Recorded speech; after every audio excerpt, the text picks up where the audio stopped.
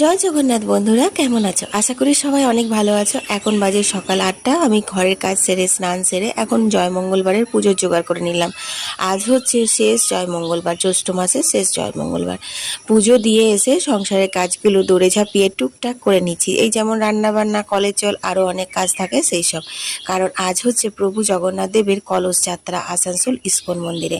তারপর রান্না বান্না কাজ সেরে বুবলাকে নিয়ে চলে এসেছি বাগানে। কয়েকটা আম পল্লব পারবো, এই মোটামুটি 70টা মতো আম পল্লব নিয়ে যেতে বলা হয়েছে মন্দিরে। তো বাগানে এসে কি যে ভালো লাগছে কি বলবো, এত পাখি ডাকছে আর সাথে ঠান্ডা ঠান্ডা হাওয়া। যাই হোক, এখন বাজে দুপুর বলবো না, বিকেল 4টে। তো দেখো এখন রেডি হয়ে নিয়েছি, আর হলুদ শাড়ি পরতে বলা হয়েছে কারণ মন্দির থেকেই কলস যাত্রাতে সবাই হলুদ শাড়ি পরে আসবে।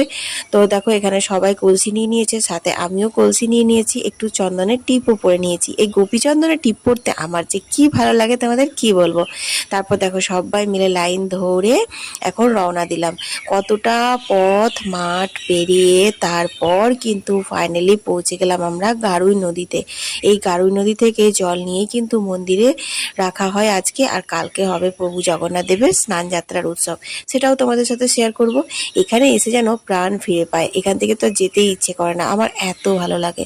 কিন্তু কিছু করার নেই, আবার সবাই মিলে লাইন ধরে ফিরছি মন্দিরের পথে।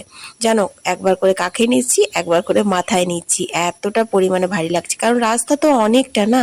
তারপর দেখো এখন বাইপাস রোড চলে এসেছি। সবাই মিলে শাড়ি দিয়ে পৌঁছে গেলাম হচ্ছে মন্দিরে। আর মন্দিরে এসেই দেখি তুলসী রানীকে বের করা হয়েছে আরতির জন্য। তো তুলসী দেবীর আরতি করার পর প্রভু জগন্নাথের আরতি হলো, আর সেখানে সবাই মিলে আমরা নৃত্য পরিবেশন করলাম।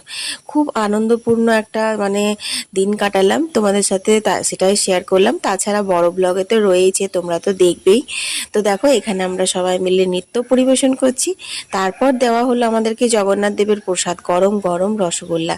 সেই রসগোল্লাটা খেয়ে তারপর এক গ্লাস জল খেয়ে এখানে অনেকক্ষণ দাঁড়িয়ে দেখলাম রথটা কিভাবে তৈরি করা হচ্ছে। এই রথে করে উল্টো রথের দিন প্রভু জগন্নাথ দেবকে আনা হবে। তারপর আমি বাড়ি চলে এলাম। আজকের মিনি ব্লগটা এখানেই শেষ করে দিলাম। সবাই ভালো